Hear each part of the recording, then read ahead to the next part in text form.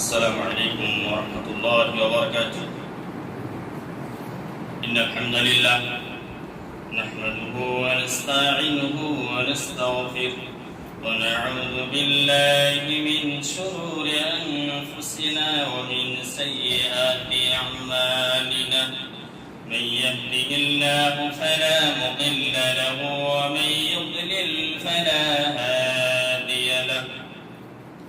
أشهد أن لا إله إلا الله وحده لا شريك له وأشهد أن محمدا عبده ورسوله.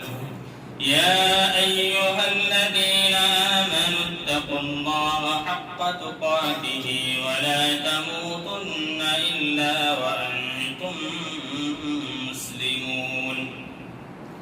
يا أيها الناس اتقوا ربكم الذي خلقكم من نفس واحدة وخلق منها زوجها وبث منهما رجالا كثيرا ونساء واتقوا الله الذي تساءلون به والأرحام إن الله كان عليكم رقيبا. يا أيها الذين آمنوا اتقوا الله وقولوا قولا سديدا يصلح لكم أعمالكم ويغفر لكم ذنوبكم ومن يطع الله ورسوله فقد فاز فوزا عظيما. أما بعد فإن أصدق الكلام كلام الله وخير الهدي هدي محمد صلى الله عليه وسلم وشر الأمور محدثاتها وكل محدثة بدعة وكل بدعة ضلالة وكل ضلالة في النار. أعوذ بالله من الشيطان الرجيم. بسم الله الرحمن الرحيم. قاف والقرآن المجيد بل عجبوا أن جاءهم منذر منهم فقال الكافرون هذا شيء عجيب. أإذا متنا وكنا ترابا ذلك رجع بعيد. قد علمنا ما تنقص الأرض منهم وعندنا كتاب حفيظ. بل كذبوا بالحق لما جاءهم فهم في أمر مريج. أفلم ينظروا إلى السماء فوقهم كيف بنيناها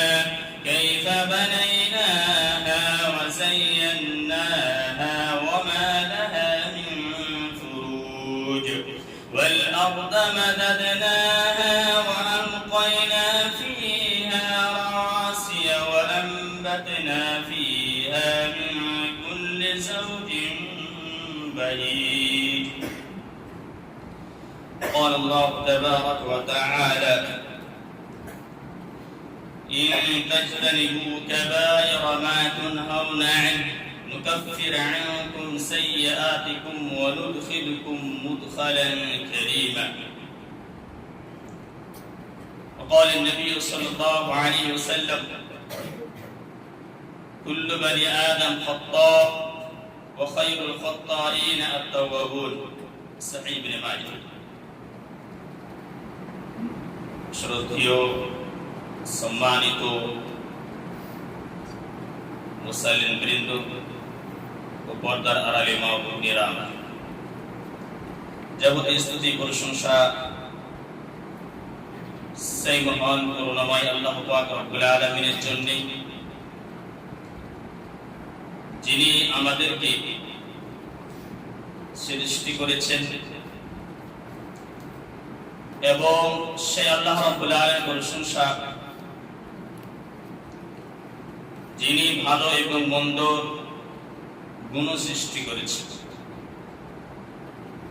সে আল্লাহ রাব্বুল আলামিনের প্রশংসা,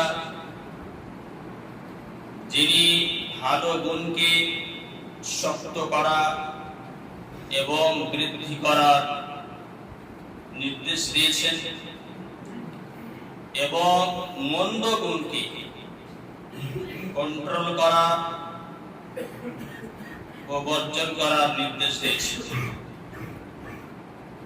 দরুদ ও সালাম অবতীর্ণ হোক সকল আম্বিয়া এবং রাসূলের প্রতি, বিশেষ করে আমাদের ধর্মের গুরু, কর্মের সেরা মহাপুরুষ জনাবে মুহাম্মদ রাসূলুল্লাহ সাল্লাল্লাহু আলাইহি ওয়াসাল্লামের প্রতি শত কোটি শান্তির ধারা বর্ষিত হোক, যিনি আমাদেরকে ভালো এবং মন্দর পথ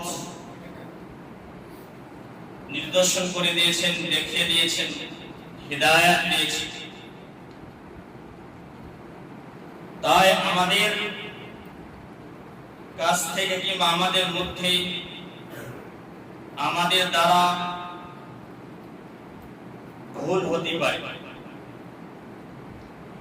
আমরা কি ছোট্ট বই পড়েছিলাম যে ভয়ে ভুল হবেই হবে, এরকমই কথা নবী সাল্লাল্লাহু আলাইহি ওয়াসাল্লাম তিনি বলেছেন, কুল্লু বনি আদম খাত্তা ওয়া খায়রুল খাত্তাইনা তাওয়াবুন।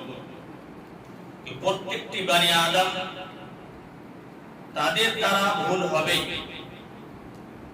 ওয়া খায়রুল খাত্তাইনা তাওয়াবুন, কিন্তু খাতাকার ভুলকারীর মধ্যে সবচাইতে ভালো ভুলকারী সেই ব্যক্তি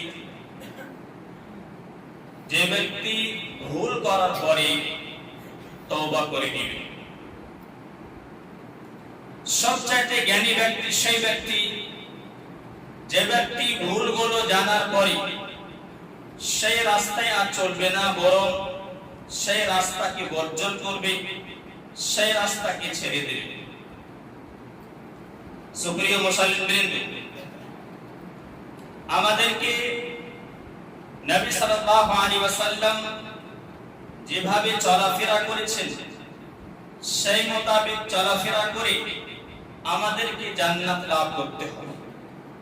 যদি আমরা মনে মনে ভাবি যে যেই পথে নবী সাল্লাল্লাহু আলাইহি ওয়াসাল্লাম চলেননি কিংবা চলতে বলেননি, সেই পথ বাদ দিয়েও আমরা নেকি হাসিল করব, নেকি অর্জন করব, যারা এরকম মনে করে তারা আর অন্যান্য গুনাহে তারা লিপ্ত হয়ে গেছে, যেমন শিরক বিদআত।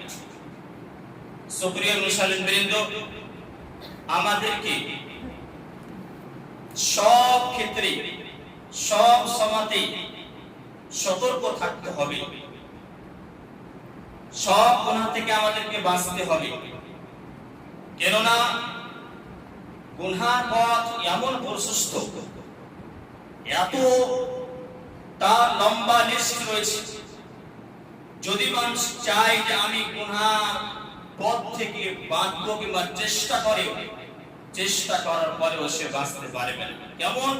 কেননা আজকে ফিতনার জামানা, মানুষ চলতে ফিরতে সব ক্ষেত্রে সে গুনার কাজ। যদি মানুষ বাঁচতে চাইতে গেলেও সে বাঁচতে পারবে না। আজকের জামানাতে, আজকের যুগে যদি মানুষ নিজেকে গুনাহ থেকে বাঁচাতে পারে কিংবা ভালো মানুষ হয়ে চলতে পারে, তাহলে যুদ্ধের মতো তাকে করতে হবে, চলতে হবে। আর আজকে নেকির পথ এত সংকীর্ণ হয়ে গেছে যে যারা নেকির কাজ করবে তাদেরকে উৎসাহিত করার মতো মানুষ খুঁজে পাওয়া যায় না, কিংবা কেউ উৎসাহিত করে না। সুপ্রিয় মুসলিম, ভালো মানুষ সেই ব্যক্তি যে ব্যক্তি আল্লাহ রাব্বুল আলামিনের আদেশগুলো, ওয়াজিব ফরজগুলো আদায় করার পরে কাবিরা গুনাহ থেকে বেঁচে থাকে, কাবিরা গুনাহ থেকে বেঁচে থাকে, এবং যে ব্যক্তি নিশ্চিত যে তার দ্বারা কাবিরা গুনাহ হতে পারে না, যদি হয়ও তাহলে সে সঙ্গে সঙ্গে করে নেই, তওবা করে নেই। আজকে আমি আপনাদের সম্মুখে সেই সব কাবিরাগুলো সম্পর্কে বিস্তারিত বর্ণনা করব, যে সব কাবিরা গুনাহ আমাদের সমাজে প্রচারিত। আজকে আমরা সেগুলিকে গুনাহই মনে করি না। আজকে আমরা সেগুলি অহরহ হওয়ার কারণে সেগুলিকে আমরা কিছুই মনে করি না, কিন্তু সেগুলি হচ্ছে কাবিরা গুনাহ, যেগুলি তওবা না করলে আল্লাহ রাব্বুল আলামিন কি করবেন না? মাফ করবেন না, ক্ষমা করবেন না। সুপ্রিয় মুসলিম, আল্লাহ রাব্বুল আলামিন কোরআন মাজিদের মধ্যে সেই কাবিরা গুনাহগুলো 3টি আয়াতের মধ্যে বর্ণনা করেছে। যে বড় বড় গুনাহগুলো কি, কিংবা সেগুলি থেকে বাঁচতে গেলে আমাদের কি লাভ রয়েছে, সেগুলি বর্ণনা করেছে। আল্লাহ রাব্বুল আলামিন সূরাতুন নিসার মধ্যে বলছেন, ওয়া ইন তাজতানিবু কাবায়রা মা তুনহাউনা আন নুকাফির আনকুম সাইয়্যাতিকুম ওয়া নুদখিলুকুম মুদখালান কারীমা। যদি তোমরা নিষিদ্ধ গুনাহ থেকে, যেগুলোকে আল্লাহ রাব্বুল আলামিন এবং নবী সাল্লাল্লাহু আলাইহি ওয়াসাল্লাম নিষেধ করেছেন, সেই কাবিরা গুনাহ থেকে বেঁচে থাকো, তাহলে লাভ কি? আল্লাহ রাব্বুল আলামিন তিনি বলছেন, নুকাফির আনকুম সাইয়্যাতিকুম, আমি তোমাদের গুনাহগুলোকে মোচন করে দেব, ওয়া নুদখিলুকুম মুদখালান কারীমা, এবং তোমাদেরকে সম্মানজনক জায়গা, সুখময় জায়গা অর্থাৎ জান্নাতে প্রবেশ করাবো। এই আয়াতের দ্বারা বুঝতে পারলাম যে আল্লাহ রাব্বুল আলামিন আমাদেরকে বড় বড় গুনাহ থেকে বাঁচার আদেশ করছেন।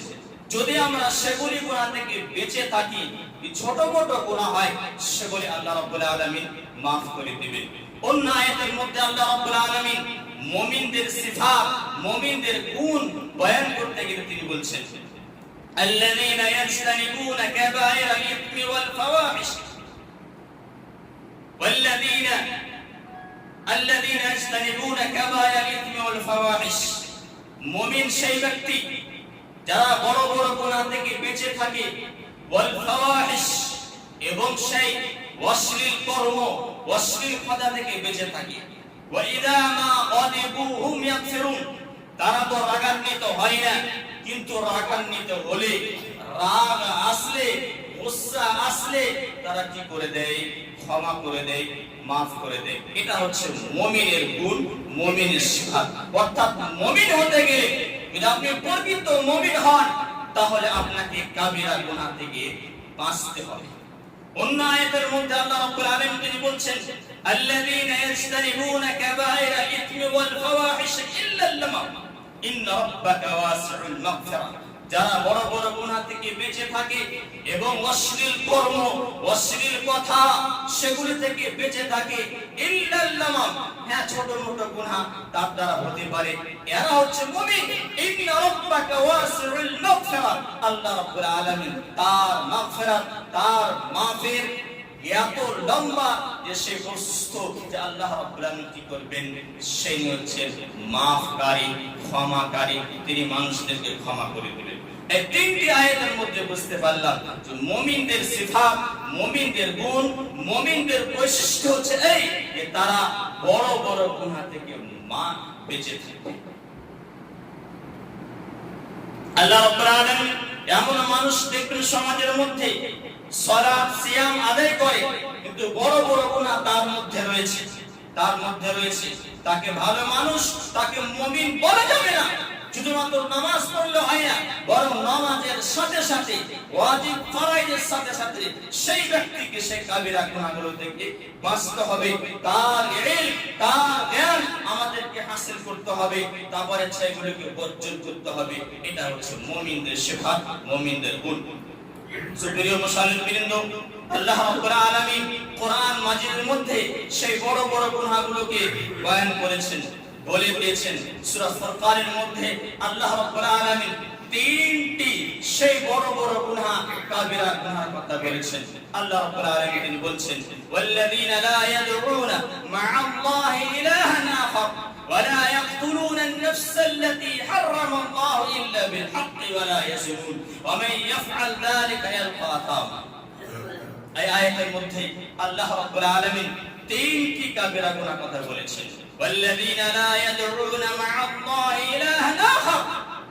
আল্লাহ রাব্বুল আলামিন তো সবাই বান্দা, আল্লাহ রাব্বুল আলামিন সব বান্দাকে সৃষ্টি করেছেন, কিন্তু সে আল্লাহ রাব্বুল আলামিনের খাস বান্দা, মুমিন বান্দা সেই ব্যক্তি والذين لا يدعون مع الله إلها آخر, যারা আল্লাহ রাব্বুল আলামিনের সাথে অন্য কাউকে ডাকে না, আল্লাহ রাব্বুল আলামিনের সাথে অন্য কাউকে শরীক করে না, আল্লাহ রাব্বুল আলামিনের সামনে মাথা নত করার সাথে অন্য কাউর সামনে মাথা নত করে না, অন্য কাউর ইবাদত করে না।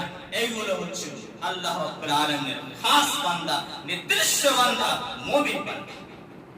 সবাইকে সৃষ্টি করেছেন আল্লাহ রাব্বুল আলামিন, কিন্তু খাস নির্দিষ্ট বান্দা বলে আখ্যায়িত করেননি, বরং মুমিন বান্দার সিফাতের গুণের মধ্যে একটি গুণ যে আল্লাহ রাব্বুল আলামিনের সাথে কাউকে শরীক করে না।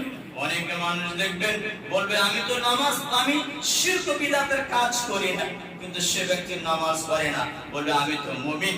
অনেকে দেখতে পাবেন যারা সহিহ আকীদা করেন, এখন যারা ইতিহাসের মাটিতে এসেছেন, আর সে যদি নামাজ না পড়েন, তাহলে আপনি সে প্রকৃত বান্দা, খাস বান্দা, মুমিন বান্দা হতে পারেন না। আপনাকে সালাত আদায় করতে হবে, আপনাকে নফি এবং ইসবাত দুটোই নিয়ে আসতে হবে। আপনি আল্লাহ রাব্বুল আলামিনের সাথে অন্য কাউকে শরীক করছেন না, আল্লাহ রাব্বুল আলামিনকে বাদ দিয়ে।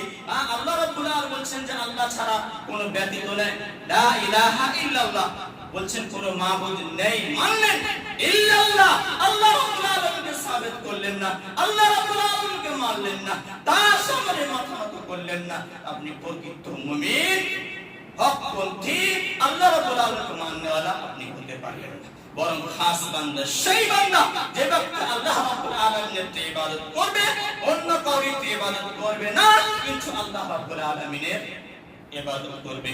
এই জুমলার মধ্যে, এই বাক্যের মধ্যে রয়েছে ইতিবাচক এবং নেতিবাচক, রয়েছে ইসবাত এবং নাফি। ওই কারণে যদি আমরা সবাইকে নাফি করে দিই, কোনো মাবুদ নেই, যদি ইল্লাল্লাহ না মানি, তাহলে কিন্তু আপনার লা ইলাহা ইল্লাল্লাহ মানা হবে না। সুপ্রিয় মুসলিম, তাহলে বোঝা গেল যে আমরা আল্লাহ রাব্বুল আলামিনের সাথে শরীক করব না। শরীক করা, শিরক করা, এটা হচ্ছে কাবীরা গুনাহ। মুমিনের সিফাত, রহমান নের যে বান্দা, আল্লাহ রাব্বুল বান্দার গুণের মধ্যে আরেকটি গুণ হচ্ছে এই ওয়ালা ইয়াকতুলুনা আন-নাফসাল্লাতী হারামাল্লাহু ইল্লা বিল হক, ইল্লা বিল হক, যে সেই না হক, বিনা কারণে, বিনা দোষে কোন ব্যক্তিকে কি করবে না, হত্যা করবে না। মুমিনের সিফাত, মুমিনের গুণ, মুমিনের বৈশিষ্ট্য হচ্ছে এই যে সে ব্যক্তি কোন ব্যক্তিকে বিনা কারণে কি করবে না, হত্যা করবে না। হ্যাঁ, সেই ইসলামের বিধান মানে যেই বিধানে হত্যা করার কথা রয়েছে সেটা ভিন্ন ব্যাপার, কিন্তু যে ব্যক্তি কালিমা পড়েছে, কালিমা বলনেওয়ালা আছে, সে মুখে উচ্চারণ করে লা ইলাহা ইল্লাল্লাহ বলে, সেই ব্যক্তিকে যদি কোনো ব্যক্তি হত্যা করে, তাহলে সে ব্যক্তি আল্লাহর মুমিন বান্দা, খাস বান্দা কোনদিন হতে পারে না। আপনি শুনেছেন সেই ঘটনা, ওসামা বিন যায়েদ রাদিয়াল্লাহু তাআলা আনহুর হাদিস। সেই হাদিসে একজন ব্যক্তি লা ইলাহা ইল্লাল্লাহ বলার পরেও সেই ব্যক্তিকে হত্যা করার কারণে নবী সাল্লাল্লাহু আলাইহি ওয়াসাল্লাম তিনি বলেছিলেন, তুমি কি তার অন্তর চিরে, তার সিনা চিরে দেখেছিলে সেই ব্যক্তি কোথা থেকে লা ইলাহা ইল্লাল্লাহ বলছে? অন্তর থেকে বলছেন না এমনি এমনি বলছে? তাহলে বোঝা গেল যে ব্যক্তি কালেমা বলে, লা ইলাহা ইল্লাল্লাহ বলে, আল্লাহ রাব্বুল আলামিনকে মানে, নবী সাল্লাল্লাহু আলাইহি ওয়াসাল্লামকে মানে, সেই ব্যক্তিকে কোনো ব্যক্তি হত্যা করতে পারে না। এমনকি যদি বেধর্মী হয়, অমুসলিম হয়, আছে টেক্সট দিয়ে থাকছে, জিম্মি হয়, আরবি হয়, তাহলে সেই ব্যক্তিকে আপনি করতে পারেন না, হত্যা করতে পারেন না। যদি কোনো ব্যক্তিকে আজকে নির্দয় হয়ে দয়াকে উঠিয়ে দিয়ে সে কোনো ব্যক্তি হত্যা করছে, আজকে দেখতে পাচ্ছেন রাস্তাঘাটাতে, ট্রেনে আর অন্যান্য জায়গাতে সে আজকে দয়া মায়া হারিয়ে দিয়ে কোন ব্যক্তিকে হত্যা করছে, নাউযুবিল্লাহ মিন যালিক। আজকে সমাজে প্রচলিত সামান্য কথার জন্য, সামান্য কর্মের জন্য আজকে মানুষ দয়া না থেকে, অন্তরে দয়া না দেখিয়ে সে কি করছে, অন্য মানুষকে মুসলিম হওয়া সত্ত্বেও, তার নিজের ভাই হওয়া সত্ত্বেও, নিজের বাবা হওয়া সত্ত্বেও, নিজের আরো সে বংশধর হওয়া সত্ত্বেও কি করছে, হত্যা করছে, নাউযুবিল্লাহ মিন যালিক। তাহলে বোঝা গেল মুমিনের বৈশিষ্ট্য হচ্ছে এই যে সে কোনো ব্যক্তিকে বিনা কারণে হত্যা করবে না। আর একটা হচ্ছে কি, ওয়ালা ইয়াজুনুন, ব্যভিচার করবে না, জিনা করবে না। মুমিনের বৈশিষ্ট্য হচ্ছে এই যে জিনায়, সে ব্যভিচারে লিপ্ত হবে না। আজকে দেখবেন, আজকে যুবক হতে গেলে তার হাতে মোবাইল, পরকিয়া, আর আজকে সে আপনার ব্যভিচারে লিপ্ত হচ্ছে। আজকে কানে হাত দেওয়া যায় না, শোনা যায় না। আজকে ফেসবুকের জামানা হওয়ার কারণে, হোয়াটসঅ্যাপের জামানা হওয়ার কারণে বয়সের কোনো মেল নাই। 40 বছরের মেয়ে আর সে আপনার 15 বছরের ছেলের সাথে বিয়ে হচ্ছে, নাজায়েজ বিয়ে। আজকে ব্যভিচার চলছে কিসের কারণে? আজকে আপনি সেই উপায়গুলো, আপনার সন্তান, আপনাকে বলছি, আপনি অভিভাবক, আজকে মহিলাও রয়েছেন, আজকে পুরুষ তারাও রয়েছেন। আজকে শুধুমাত্র টাকা পয়সার কারণে দেখতে পাওয়া যায় অন্যান্য এলাকাতে অভাবের কারণে সে কোথায় খাটতে যায়, কর্মরত থাকে, আর সেখানে গিয়ে বাচ্চা ছেলে হওয়ার কারণে, মোবাইল হাতে দেওয়ার কারণে, আজকে ফেসবুকে চ্যাট করার কারণে, হোয়াটসঅ্যাপে চ্যাট করার কারণে আজকে সেই বাচ্চা ছেলেরা কি হচ্ছে জানছেন? আজকে সে ব্যভিচারে লিপ্ত হচ্ছে। জিনা নয়, অবশ্যই জিনা। দেখতে পাচ্ছি, শুনতে পাচ্ছি যে সে আপনার অন্য মেয়ে ছেলের বাড়িতে এসে বসে গেছে, ছেলের বাড়িতে এসে বসে গেছে। কিসের কারণে? আজকে আপনারা দায়িত্ব পালন করছেন না, ওই কারণে। আজকে আমরা অনেকেই অভিভাবক রয়েছি, কাউরিতে ভাই রয়েছে, কাউরিতে বোন রয়েছে, কাউরি আইকে তার সন্তান রয়েছে, কাউরি আইকে তার বোন রয়েছে। আজকে যদি আমরা দায়িত্ব পালন না করি, সেই কিয়ামতের মাঠে আমাদেরকে সেই দায়িত্ব সম্পর্কে জিজ্ঞেস করা হবে। নবী সাল্লাল্লাহু আলাইহি ওয়াসাল্লাম সাবধান করে দিয়েছেন, আলা কুল্লুকুম রাইন ওয়া কুল্লুকুম মাসউলুন আন রাইয়াতিহি। সাবধান হয়ে যাও, খবরদার, প্রত্যেকটি মানুষ দায়িত্বশীল এবং সেই কিয়ামতের মাঠে দায়িত্ব সম্পর্কে জিজ্ঞেস করা হবে। আজকে আমরা সেই অভাবের কারণে ছেলেকে পাঠিয়ে দিই সেই মুম্বাই খাটতে, কেরালা খাটতে, চেন্নাই খাটতে, আর অন্যান্য জায়গায় আমরা কি করে দিই, মনীষ খাটতে পাঠায়। কিন্তু সেই ছেলে সেই কর্মে গিয়ে কি করছে না করছে, আজকে সেখানে গিয়ে বেশিরভাগ কর্ম, বেশিরভাগ কবিরা গুনাহ, সেখানে সেই ছেলেরা লিপ্ত থাকছে। আপনি মদ্যপান করেন দেখেন, আপনি সেই জুয়া খেলা দেখেন, আজকে সেই দেখবেন লটারি কাটা দেখেন, সব কর্ম সেই সব ছেলের দ্বারা হচ্ছে, যে সব ছেলেরা মা বাবা থেকে দূরে থাকছে, নাউযুবিল্লাহ মিন যালিক। আজকে সেই মানুষ জিনায় লিপ্ত। যদি আমরা জিনা থেকে বাঁচার পথগুলো অবলম্বন করতাম, সেগুলি আমরা যদি এখতিয়ার করতাম, তাহলে আজকে আমাদের ছেলে মেয়ে কিংবা আমরা সেই জিনায় লিপ্ত হতাম না। আল্লাহ রাব্বুল আলামিন জিনা তো দূরের কথা, জিনার নিকটবর্তী হতে মানা করেছেন। আল্লাহ রাব্বুল আলামিন তিনি বলছেন, ওয়ালা তাকরাবুজ জিনা ইন্নাহু কানা ফাহিশাতাও ওয়া মাকতা ওয়া সাআ সাবিলা। তোমরা জিনার নিকটবর্তী হয়ো না। জিনা তো দূরের কথা, জিনার নিকটবর্তী হও না। কেন? ইন্নাহু কানা ফাহিশা, এটা হচ্ছে একটি অশ্লীল কর্ম, এটা হচ্ছে একটি অশ্লীল কর্ম এবং খারাপ রাস্তা, নিষিদ্ধ রাস্তা। সুপ্রিয় মুসলিম বৃন্দ, আল্লাহ রাব্বুল আলামিন মেয়েদেরকে চক্ষু নিচে করতে বলেননি, কোরআন পড়তে গেলে বুঝতে পারবেন, সূরা নূর খুলেন, সেই সূরা নূরের মধ্যে আল্লাহ রাব্বুল আলামিন যারা পুরুষ মহিলা নয় তাদেরকে আদেশ করছেন, ওয়াকুল লিল মুমিনিনা ইয়াগুদ্দু মিন আবসারিহিম ওয়া ইয়াহফাযু ফুরুজাহুম যালিকা আযকা লাহুম ইন্নাল্লাহা খাবীরুম বিমা ইয়াসনাউন। হে নবী, আপনি বলে দিন সেই মুমিন পুরুষদেরকে তারা যেন নিজের চক্ষুকে নিচে করে, ওয়া ইয়াহফাযু ফুরুজাহুম নিজের লজ্জাস্থানের হেফাজত করে।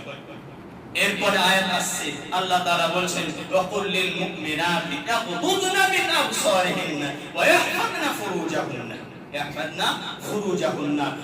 সেই মুমিন মহিলা তাদেরকে আপনি আদেশ করুন, বলে দিন তারা যেন নিজের লজ্জাস্থানে হেফাজত করে এবং সেই মেয়েরা যেন নিজের চক্ষুকে নিচে করে। বুঝা গেল, কোরআন পড়তে গেলে বুঝতে পারবেন আগে পুরুষদেরকে চক্ষু নিচে করতে বলেছেন, মহিলাদের পরে রয়েছে। আজকে দেখবেন, আজকে মানুষ সেই উপায়গুলো, সেই কারণগুলো অবলম্বন না করার কারণে আজকে মানুষ জিনায় লিপ্ত হচ্ছে। সুপ্রিয় মুসলমান, সেই জিনাগুলোর মধ্যে আমরা জিনা মনে করি না। দেখবেন আল্লাহ রাব্বুল আলামিন কোরআন খুলবেন, যারা মুহাররিমা, যাদের সঙ্গে বিবাহ নিষিদ্ধ, যেসব মহিলার সঙ্গে সব সময় নিষিদ্ধ, যাদের সাথে বিয়ে চলবে না, তাদের লিস্ট বয়ান করার পরে একটি আয়াতের মধ্যে একটি অংশ বলা হচ্ছে, ওয়া আন তাজমাউ বাইনাল উখতাইন ইল্লা মা ক্বাদ সালাফ। আজকে সেটা জিনা মনে করছে না। দুলা ভাই, এক মহিলা, তার স্বামী রয়েছে, তার আরেক বোন, নিজের বোন, নিজের দুলা ভাইয়ের সাথে কি করে, সে জিনায় লিপ্ত হয় কিংবা বিয়ে করে। এই আয়াতের মধ্যে আল্লাহ রাব্বুল আলামিন তিনি বলছেন যে একসঙ্গে দু বোন থাকা যাবে না। আজকে দেখবেন সমাজে সেগুলি মানুষ জিনা মনে করে না, সেগুলিকে এমনি আমল মনে করছে। নাউযুবিল্লাহি মিন যালিক।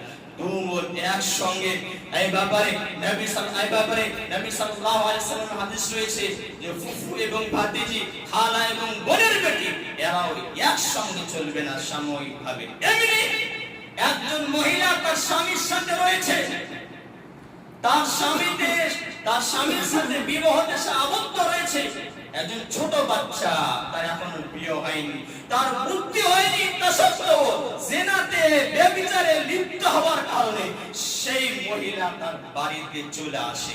আর যারা আমার মতো মুলবি, তারা কি করে, বিয়ে পড়িয়ে দেয়। সে আর দেখা দেখি করে না, তার সঙ্গে বিয়ে চলবে কি চলবে না। 2 টাকা পয়সা পাবে, তো 1000 টাকা পয়সা পাবে, 500 টাকা পয়সা পাবে, ওই কারণে কি করে দেয়, বিয়ে পড়িয়ে দেয়। মনে রাখবেন, যাদের সঙ্গে সাময়িকভাবে বিবাহ হারাম, তার মধ্যে একজন মহিলা সেই মহিলা যে একজন স্বামীর সাথে বিবাহে আবদ্ধ রয়েছে, তার সঙ্গে সে স্বামী স্ত্রী রয়েছে, অন্য স্বামীর সাথে বিবাহ চলবে না যতক্ষণ না সেই মহিলা কি হবে, তালাক প্রাপ্ত হবে। তাহলে আজকে মানুষ অজানার কারণে আমরা সেই জিনায় লিপ্ত রয়েছি, ব্যভিচারে লিপ্ত রয়েছি। এই যে আয়াত পড়লাম, শিরকের কথা, ব্যভিচারের কথা, আর আপনার নাহাক বিনা দোষে হত্যা করার কথা।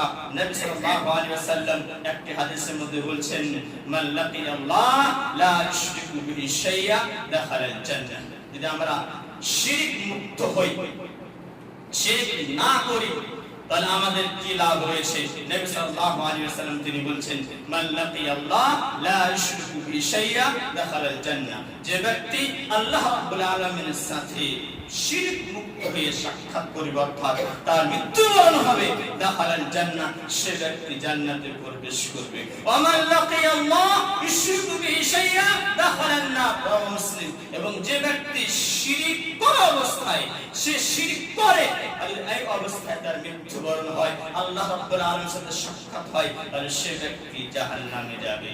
তওবা না করলে জাহান্নামে যাবে। এটা হচ্ছে শিরক না করলে। শিরক মুক্ত হলে আমাদের কি লাভ রয়েছে?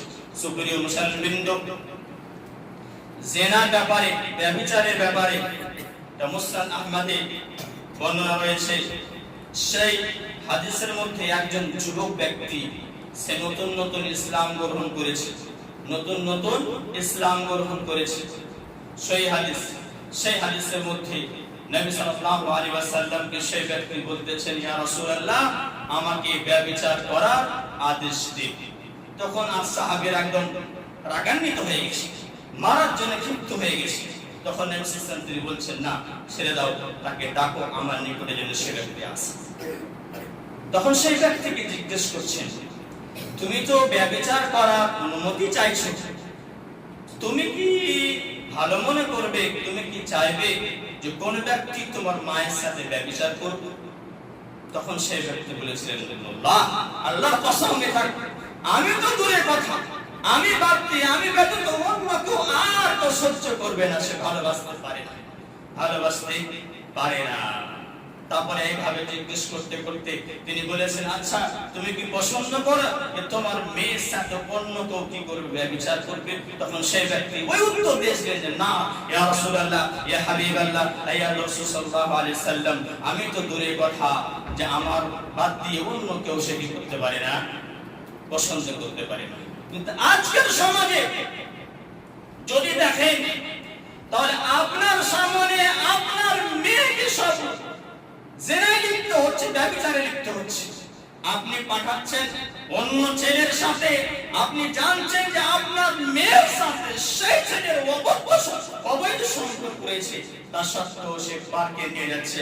আপনাদের হুগলি জেলাতে অনেক পার্ক রয়েছে, সেই পার্কের মধ্যে এক অপরের সেই মহিলা এবং সেই পুরুষেরা তারা সেই অবৈধ সম্পর্কে লিপ্ত থাকে। তাদের বাবার সামনে আপনি যে চাচ্ছেন, সেই সাহাবী নতুন নতুন মুসলিম হয়েছিলেন, তিনি বংশগত মুসলিম না থাকা সত্ত্বেও তিনি বলেছেন যে আমি তো পছন্দ করব না আমার মতো অন্য কোন ব্যক্তি এই সবগুলো কর্ম যদি আমার সামনে আমার মেয়ের সাথে অন্য কর্ম করে, অবৈধ সম্পর্ক রাখে, আমি পছন্দ করব না।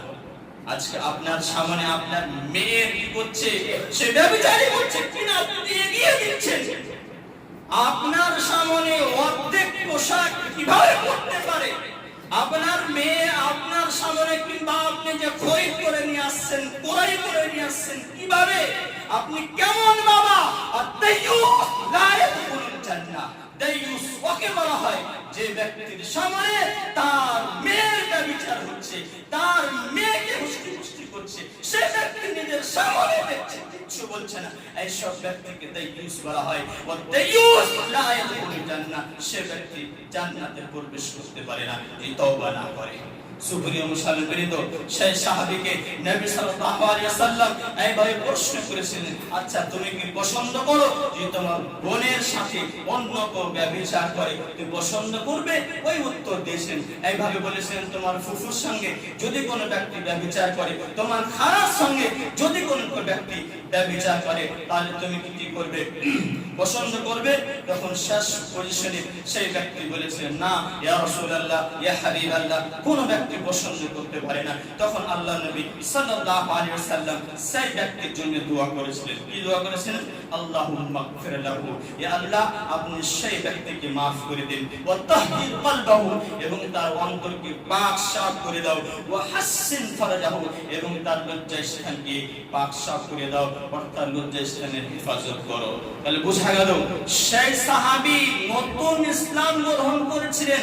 আজকে তো আমরা সেই বংশগত, আমার বাপ দাদাও সে আহলে হাদিস আছে, তা সত্ত্বেও যদি আমরা কি করি, আমরা মুসলিম আছি, তা সত্ত্বেও যদি আমাদের সামনে আমাদের মেয়ের কি করে মানুষ ব্যভিচার করে কিংবা সেই রাস্তায় চলে, আমরা সেগুলি না দেখি, তাহলে আমাদের কি অবশ্যই সেই কিয়ামতের মাঠে আমাদের সেই জিম্মেদারি সম্পর্কে, দায়িত্ব সম্পর্কে অবশ্যই আমাদেরকে জিজ্ঞেস করা হবে। সুপ্রিয় মুসলমানবৃন্দ, আমরা যেসব গুনাহ আমাদের সমাজে প্রচারিত রয়েছে, তার মধ্যে একটা হচ্ছে সুদ, লোন, লটারি ইত্যাদি। সুদ, আজকে মানুষ একজন বাড়ি করেছে, দোতলা বাড়ি রয়েছে, পাশে বাড়িতে কিন্তু আল্লাহ তাআলা তৌফিক দেয়নি, কত টাকা নেই, কিন্তু সেই বাড়ি দেখে তার সন্তানকে আনন্দ করার জন্য, খুশি করার জন্য, কিংবা সেই সন্তান তার বাবাকে খুশি করার জন্য কি করে? সুদে পয়সা নেয়, লোন নেয়, কিস্তি নেয়, কিন্তু আজকে সেই ব্যক্তি সুদের কি ভয়াবহতা, লোনের কি ভয়াবহতা, কিস্তির কি ভয়াবহতা সেগুলি না জানার কারণে আজকে মনের ইচ্ছা পূরণ করার কারণে আমরা আল্লাহ এবং তার রাসূল সাল্লাল্লাহু আলাইহি ওয়াসাল্লামকে আদেশকে বলে যাচ্ছি। সুদের ব্যাপারে আমরা শুনেছি আল্লাহ রাব্বুল আলামিন তিনি বলেছেন আহাল্লাল্লাহুল বাই'a ওয়া হারামার রিবা। আল্লাহ রাব্বুল আলামিন ব্যবসাকে হালাল করেছেন এবং সুদকে হারাম বলে আখ্যায়িত করেছেন। অন্য আয়াতের মধ্যে আল্লাহ তাআলা বলেছেন ইয়া আইয়ুহাল্লাযীনা আমানুত্তাকুল্লাহ ওয়া দারু মা বাকিয়া মিনার রিবা ইন কুনতুম মুমিনিন। হে মুমিনেরা তোমরা আল্লাহ রাব্বুল আলামিনকে ভয় করো এবং সুদকে ছেড়ে দাও যদি মুমিন হও। আমরা এটাও শুনেছি নবী সাল্লাল্লাহু আলাইহি ওয়াসাল্লাম অভিশাপ করেছেন লানা রাসূলুল্লাহ সাল্লাল্লাহু আলাইহি ওয়াসাল্লাম আকিলার রিবা ওয়া মুকিলাহু ওয়া কাতিবাহু ওয়া শাহিদাইহি ওয়া ক্বালা হুম সাওয়া। নবী সাল্লাল্লাহু আলাইহি ওয়াসাল্লাম অভিশাপ করেছেন যারা সুদখোর, সুদদাতা, সুদের ব্যাপারে লেখাপড়ি করে এবং সেই সাক্ষী দেয় সবাইকে নবী সাল্লাল্লাহু আলাইহি ওয়াসাল্লাম অভিশাপ করেছেন এবং তিনি বলেছেন হুম সাওয়া, প্রত্যেকটা মানুষ সেই অভিশাপে লিপ্ত রয়েছে, শামিল রয়েছে। তাহলে বোঝা গেল সুদ দি সুদ নি সব ক্ষেত্রে আমরা আল্লাহ নবী সাল্লাল্লাহু আলাইহি ওয়াসাল্লামের অভিশাপে আমরা পেয়ে যাব, লিপ্ত হয়ে যাব, আমরা সেই ক্ষেত্রে আমরা জড়িত হয়ে যাব। আজকে বলছিলাম সুদের ব্যাপারে, লোনের ব্যাপারে। সেই সুদ এবং লোন কিস্তি ৫,০০০ টাকা মোবাইলে চলে যাবে, তা সত্ত্বেও কি করে ৩০,০০০ টাকা বলে কি করবে মোবাইল কিস্তিতে মোবাইল আছে। এটা খুবই গম্ভীর কিংবা মতভেদে মাসলা রয়েছে কিস্তির ব্যাপারে। আমাদের ইন্ডিয়া এবং ভারতের সৌদি আরবের কিস্তির মধ্যে পার্থক্য রয়েছে। সৌদি আরবের কিস্তিতে আছে যদি কোনো ব্যক্তি কিস্তি মুয়াজ্জাম যাকে বলে আরবিতে না আস্তে আস্তে 2 মাসে 3 মাসে 6 মাসে পয়সা দিবে, যদি কোনো মাসে সে ব্যক্তি দিতে না পারে তাহলে সৌদি আরবে সেটা ঠিকানা সুদ কাটে। কিন্তু আমাদের ইন্ডিয়াতে লেখাপড়ি হয়ে যায় যে যদি কোনো ব্যক্তি কোনো মাসে দিতে না পারে তাহলে তাকে সুদ ভরতে হবে আর বেড়ে যাবে। তাই অনেক ওলামা জায়েজ বলেছেন আর অনেক ওলামা এই যে ইন্ডিয়ান কিস্তিটাকে হারাম বলেছেন। হারাম বলেছেন এই জন্য যে যেহেতু লেখাপড়ি করা হচ্ছে আর সে মাসে মাস দিতে পারবে তা সত্ত্বেও সে হারাম বলেছেন কিছু কিছু ওলামা। কিন্তু কিছু কিছু ওলামা বলছেন যে ইন্ডিয়াতে যদি যেটা বাজারে সামান বিক্রি হচ্ছে 50,000 টাকা, নিবার সময়তে যেহেতু 6 মাসে কিংবা 3 মাসে দিবে, ওই কারণে যদি কোনো ব্যক্তি এরকম করে নেয় তাহলে 60,000 টাকা কিংবা 70,000 টাকা কিংবা 50 থেকে বেশি দিবে, তাহলে সে কিস্তি নিতে পারে। আর সে নিশ্চিত যে আমি প্রত্যেক মাসে দিবই, দিতে পারবোই, এই নিশ্চিত হয়, তাহলে সে ব্যক্তি কিস্তিতে সামান নিতে পারে। এটা ওলামারা বলছে। যে বলার উদ্দেশ্য এই যে আমরা যদি না দিতে পারি, আজকে আমরা অভাবী সংসার, আমরা তো নিজে খেতে পারি না, আমরা সে কিস্তির পয়সা, লোনের পয়সা আর আমরা সুদের পয়সা কিভাবে দিতে পারবো? যদি আমরা নামাজ পড়ি, 5 ওয়াক্তের নামাজ পড়ি আর কাবিরা গুনাহে লিপ্ত থাকি, তাহলে তা সত্ত্বেও আপনি কি হবে না জান্নাতে প্রবেশ করতে পারবেন না, যেহেতু আপনি কাবিরা গুনাহে লিপ্ত রয়েছেন। এইভাবে অনেকগুলো সে বড় বড় গুনাহ রয়েছে। তার মধ্যে আরেকটি বড় গুনাহ, সেটা হচ্ছে আমরা 5 ওয়াক্তের সালাত আদায় করি না। 5 ওয়াক্তের সালাত আদায় করি না, আমরা 4 ওয়াক্তের সালাত আদায় করি আর 1 ওয়াক্ত আমরা ছেড়ে দিই। বেশিরভাগ মানুষ সালাত ত্যাগ করার ব্যাপারে এটাও মতভেদের মাসআলা। বেশিরভাগ ওলামারা বলেছেন যদি কোনো ব্যক্তি জেনে শুনে সালাত ত্যাগ করে দেয়, সে ব্যক্তি শেষ সময়তে মুমিন থাকতে পারে না, সে ব্যক্তি শেষ সময়তে মুমিন থাকতে পারে না। সালাত ত্যাগ করা মানুষ যেন না, যদি আমরা তাহাজ্জুদ দায়িত না করি, আমাদের উচিত যে আমরা বড় বড় যেগুলি ফরজ সালাত আগে সেগুলি পড়বো নিয়মিত ভাবে, তারপরে তাহাজ্জুদ করব, নফল বেশি বেশি করে পড়ব, সুন্নাত বেশি বেশি করে পড়ব। যদি আমরা ফরজ কাজগুলো বড় বড় গুনাহগুলো থেকে বেঁচে থাকি, তাহলে যে ছোট ছোট গুনাহ রয়েছে সেগুলি আমাদের মাফ হয়ে যাবে। কেননা নবী সাল্লাল্লাহু আলাইহি ওয়াসাল্লাম তিনি বলছেন, আস-সালাওয়াতুল খামস ওয়াল জুমআ ইলাল জুমআ রমাদান ইলা রমাদান মুকাফফিরাতুন মা বাইনাহুন্না ইযা ইজতানাবাল কাবাইর। রাওয়াহু মুসলিম।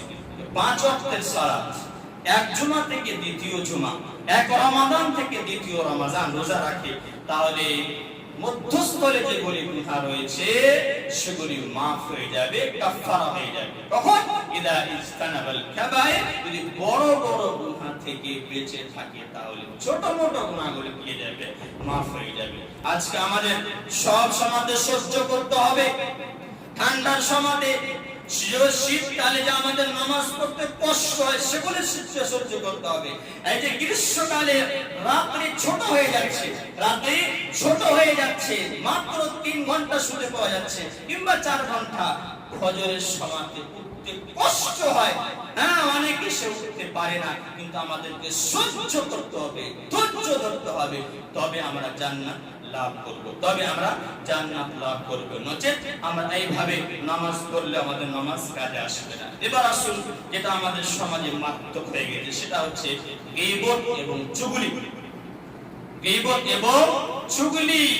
গীবত বলতে কাউরির ভিতরে সেই খারাপ গুণ রয়েছে, যদি না থাকে তাহলে সেটা গীবত। আপনি অন্য কাউরির সাথে সামনে জিকির করছেন কিংবা বলছেন, যদি তার ভিতরে তার মধ্যে সেই খারাপ গুণ থাকে, না থাকলে কি বলছে, থাকলে সেটা গীবত, না থাকলে সেটা কি যাবে, অপবাদ লাগা হবে।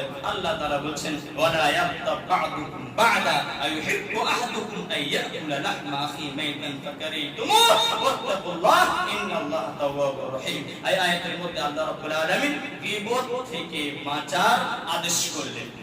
আরেকটা হচ্ছে চুগলখড়ি বলতে বলা হয় সে মুনাফিকের মতো। আলহামদুলিল্লাহ, কোন পরিবারে আছে 3-4 ভাই রয়েছে, তাদের মনোরম দৃশ্য দেখা যাবে, এত ভালোবাসা যে আলহামদুলিল্লাহ খুব ভালো ভালোবাসা থাকে। মধ্যস্থলে একজন ব্যক্তি তার এমন জ্বলন হয়, অসহ্য হয়, সেই ব্যক্তি কি করে, আব্দুল্লাহর কাছে যে বলে যে আব্দুর রহমান তোমার ব্যাপারে একবার বলছিল, আব্দুর রহমানকে এসে বলে যে আব্দুল্লাহ তোমার ব্যাপারে এরকম বলছিল। আজকে বেশিরভাগ প্রতিষ্ঠান, কলেজ এবং মাদ্রাসাগুলোতে এগুলো সরে যাচ্ছে। নিজের স্থানকে উঁচু করার জন্য, কাউরির কাছে নিজের স্থানকে উঁচু করার জন্য একে অপরে বদনাম করে বেড়ায়, একে অপরে অসম্মান করে, যাতে করে আমাকে হেড মাওলানা, যাতে করে আমার প্রধান শিক্ষক, যাতে করে আমার সেই হেড মাস্টার আমার কি করে সম্মান করে, আমাকে মাথায় উঠায়, আমার বেতন বাড়ে, আমাকে সম্মানিত করে। এই সব কারণ সে কি করে, চুগলখড়ি করে বেড়ায়। আমরা সে হাদিস শুনেছি, নবী সাল্লাল্লাহু আলাইহি ওয়াসাল্লাম তিনি বলছেন, দুজন ব্যক্তি কি করা হচ্ছিল, সে কবরে আযাব দেওয়া হচ্ছিল। তার মধ্যে একজন ব্যক্তি সে যে পেশাব থেকে, সেটা থেকে বাঁচতো না, ওয়ায়ামশি বিন নামিমা, আর একজন ব্যক্তি হচ্ছে সে কি করতো, চুগলখড়ি করে বেড়াতো। অন্য হাদিসের মধ্যে নবী সাল্লাল্লাহু আলাইহি ওয়াসাল্লাম তিনি বলেন, লা ইয়াদখুলুল জান্নাতা কাত্তাব, যারা চুগলখোর তারা জান্নাতে প্রবেশ করতে পারবে না। তাহলে বোঝা গেল এই সব যে কাবিরা গুনাহ আমাদের সমাজে প্রচারিত রয়েছে, সেগুলি আমরা গুনাহই মনে করছি না, ওই কারণে আমরা বলতে কিংবা করতে সুযোগ পাচ্ছি। আল্লাহ যেন আমরা সকল, আর অন্যান্য সেই কাবিরা গুনাহ রয়েছে, দাড়ি ছাঁচা, এটা শরীয়তের কথা, দাড়ি ছাঁচতে হবে না। আজকে দেখবেন যে সেটা মেয়ে না ছেলে বোঝা যাচ্ছে না। যদি কোনো ব্যক্তি কোন মেয়ের মতো সাজে, যদি কোন মেয়ে পুরুষের মতো সাজে, সেই ব্যক্তির ব্যাপারে বলা হয়েছে, মান তাশাব্বাহা বিকওমিন ফাহুয়া মিনহুম, যে ব্যক্তি অন্য কোন কওমের, অন্য কোন গোত্রের, অন্য কোন মানুষের সাদৃশ্য অবলম্বন করবে, ফাহুয়া মিনহুম, সে ব্যক্তি তাদের মতো হয়ে যাবে। সুপ্রিয় মুসলমানবৃন্দ, অনেকগুলো সে রয়েছে, তার মধ্যে আরেকটা, সেটা হচ্ছে এই যে অহংকার। আজকে মানুষের মধ্যে অহংকার অনেক বেশি হয়ে গেছে। সেটা সম্পদের অহংকার হোক, জ্ঞানের অহংকার হোক, শরীরের অহংকার হোক। আজকে নিজেকে 100% মনে করে, নিজেকে একাই 100 মনে করে যে আমার মতো সে কোনো কাজ করতে পারে না, আমার মতো কাউরির সম্পদ নেই, আমার মতো কাউরির শরীর নেই। এইসব যে অহংকার তাদের মধ্যে থাকে। সুপ্রিয় মুসলমানবৃন্দ, নবী সাল্লাল্লাহু আলাইহি ওয়াসাল্লাম তিনি বলেন, লা ইয়াদখুলুল জান্নাতা মান কানা ফি কলবিহি মিসকাল যাররাতিন মিন কিবর, যার ভিতরে রায়ের দানার পরিমাণও অহংকার থাকবে সে ব্যক্তি জান্নাতে প্রবেশ করতে পারে না। এইভাবে একজন ব্যক্তি জিজ্ঞেস করেছিলেন, ইয়া রাসূলুল্লাহ, ইয়া হাবিবাল্লাহ, প্রত্যেকটি মানুষ চায় তার পোশাক সুন্দর হোক, তার জুতা সুন্দর হোক। তখন নবী সাল্লাল্লাহু আলাইহি ওয়াসাল্লাম তিনি বলেছিলেন, ইন্নাল্লাহ জামিল ইউহিব্বুল জামাল। আল্লাহ রাব্বুল আলামিন তিনি হচ্ছেন সৌন্দর্য এবং সৌন্দর্যকে পছন্দ করে। অহংকার সেটাই হচ্ছে বাতারুল হক ওয়া গামতুন নাস, হককে মেনে নেবে না এবং মানুষকে তুচ্ছ মনে করবে। আপনারা শুনেছেন যে কারণ তার কত সম্পদ ছিল, অহংকারের কারণে তাকে আল্লাহ রাব্বুল আলামিন জমিনে ধসিয়ে দিয়েছিল, জমিনে গেড়ে দিয়েছিলেন। তাদের অহংকারের কারণে যদি আমাদের মধ্যে সামান্য পরিমাণ অহংকার থাকবে তাহলে সেই কাবিরা গুনাহ যদি আমরা তওবা না করি আল্লাহ রাব্বুল আলামিন কি করবেন না, maaf করবেন না। তাই আমরা অনেক শুনলাম সেই কাবিরা গুনাহ যেগুলি আমাদের সমাজে প্রচারিত অহরহ চলছে, সেগুলি আমরা গুনাহ মনে করি না। আমরা সেগুলির কারণে হতে পারে আমরা জাহান্নামে যেতে পারি। যদি আমরা ছেড়ে দিয়ে বর্জন করি, নবী সাল্লাল্লাহু আলাইহি ওয়াসাল্লাম আদেশ মনে করে, আল্লাহ রাব্বুল আলামিন আদেশ মনে করে, তো নিশ্চয়ই আল্লাহ রাব্বুল আলামিন আমাদের তওবা কবুল করবেন। কেননা আল্লাহ রাব্বুল আলামিনের কাছে আমাদেরকে ভয় করতে হবে এবং উম্মত এবং আশা ভয় রাখতে হবে। আকীদাতে দুটি কথা রয়েছে, আল খাউফ ওয়ার রাজা। আমাদের ভিতরে ভয় থাকতে হবে। যদি আমরা ভয় করি, ভয় করে করে করে একদম কিছু আমল না করি সেটাও চলবে না। শুধু আশা করি মনে মুরজিয়া বলা হয়, আশা করব কোনো কাজ করব না সেটাও হবে না। বরং আমাদেরকে আল্লাহর ভয়, যদি আমরা গুনাহ করি আল্লাহর কাছে আশা রাখতে হবে। কেননা আল্লাহ রাব্বুল আলামিন ইন্নাল্লাহা ইয়াগফিরু যুনুবা জামিআ, আল্লাহ রাব্বুল আলামিন সমস্ত গুনাহকে maaf করে দিবেন। এত কোনো সন্দেহ নেই। আল্লাহ যেন সকলকে যেগুলি আমাদের সমাজে প্রচারিত কাবিরা গুনাহ রয়েছে আর অন্যান্য কাবিরা গুনাহ রয়েছে, সমস্ত কাবিরা গুনাহ থেকে বেঁচে থাকার এবং ফরজ এবং ওয়াজিব সেগুলি আদায় করার তৌফিক দান করেন। আমিন।